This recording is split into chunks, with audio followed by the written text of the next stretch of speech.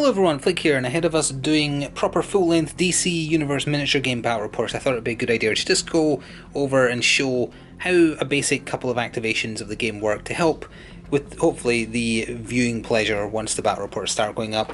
In terms of like a brief overview of the generic, not sure what G word I was looking for there, rules, go check out the review of the hardback rulebook, in which I also go over the basics of how to understand a character card. This is just going to show how a turn plays out, where we have Batman and Superman angry at each other, even though they're usually the same affiliation, so they wouldn't be fighting. They're having a little bit of a discussion on a rooftop that's turned violent. And the numbers you see here with the D6s, because usually you just need a bunch of D8s for this game, it's just a visual representation of their power. Superman starts with 10 power each round, Batman starts with 8.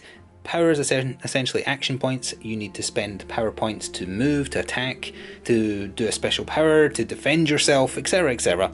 So, let's say Batman's going first. He doesn't want to punch Superman. Superman is very tough and resistant to physical defense, so he's going to shoot his kryptonite grenade launcher instead.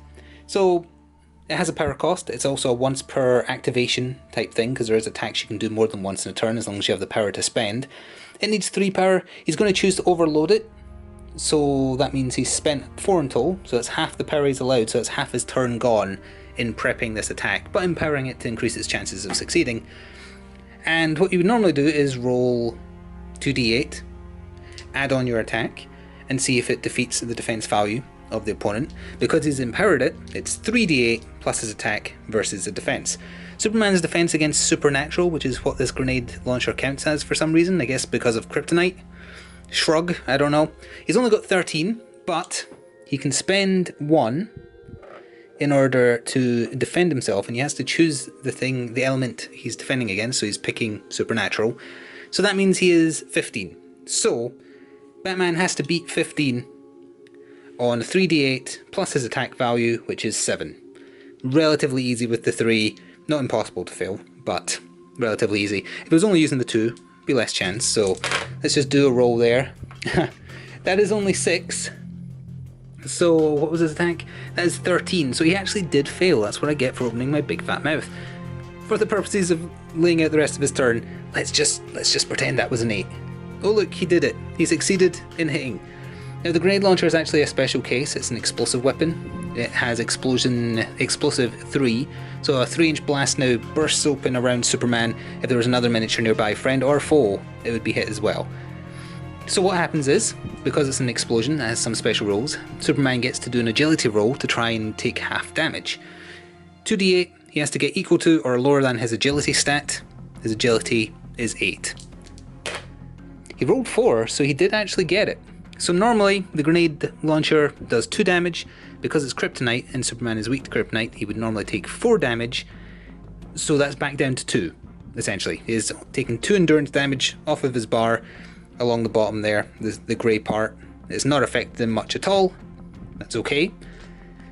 And although Batman still has 2 power left, he's going to hold on to those for defensive purposes and say, hey, that's my activation, done. So now, Superman's going to take his activation, and he's not very happy with what just happened. Oh, sorry, also, Batman has 4 power left. Sorry, I'm looking at the top, but I have them positioned so you can see them, not me. So, he has 4 power left, but that's irrelevant. Superman's going to go. He's going to spend a power to move 4 inches, and let's just say that's 4 inches, even though I think it's slightly over, to say, hello, Batman, you should not have shot me with that kryptonite grenade launcher. I'm going to beat you up now. And let's just say for fun, he does his once per game super attack, which is a massive physical strike. It costs 5 power. He's also going to empower it, so he's going to cost 6 power and leave him with 2, and say, I'm really, really going to hurt you.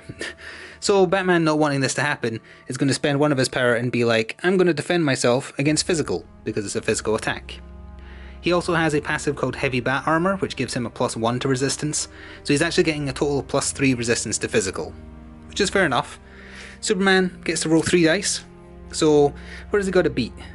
Base defense of this Batman against physical attacks is 16 plus 3, 7, 8, 9, so he's got 19. So, on 3d8 plus 6, he's got to beat 19. That is, what is that? That's a 6, that's an 8, that's a 5. He has easily done it.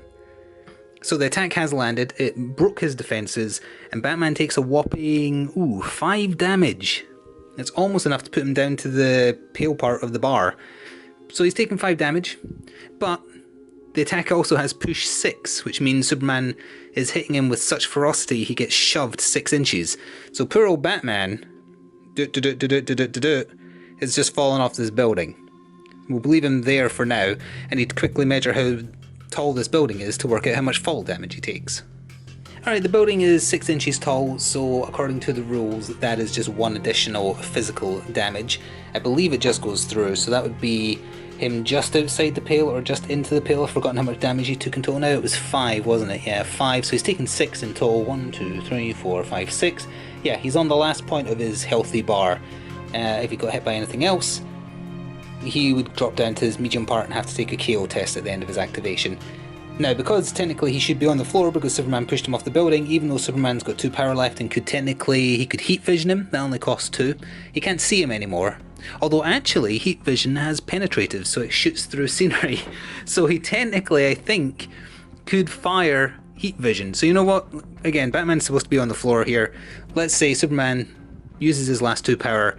He doesn't have anything left to empower it though, so what's this attack? Heat vision is energy, and also has a special effect that doesn't apply to Batman anyway, so it doesn't matter. It's a maximum range of 10 inches and does overload pierce. Oh, if you overload it, it does pierce 3, which I believe negates points of armor for each pierce offhand, but don't quote me on that one because I'm not sure about that.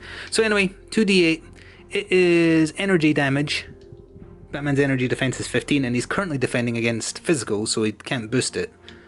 So this roll, which was 9, plus his attack of 6 is 15. I believe you have to exceed the number, you can't just get neutral with it.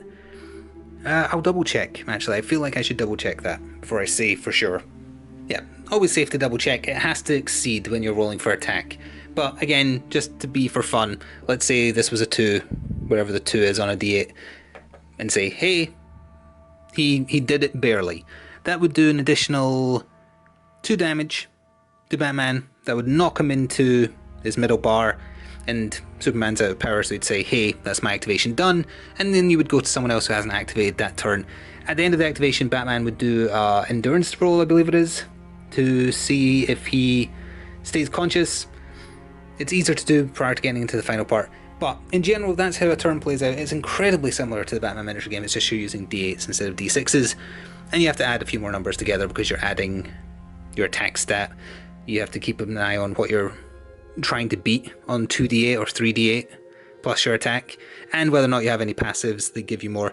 So hopefully that was easy to understand-ish. Obviously I'm still new to the game, so we didn't take into consideration, like, well, we didn't need to really, but there's other skills that affect like damage done, resistances, etc.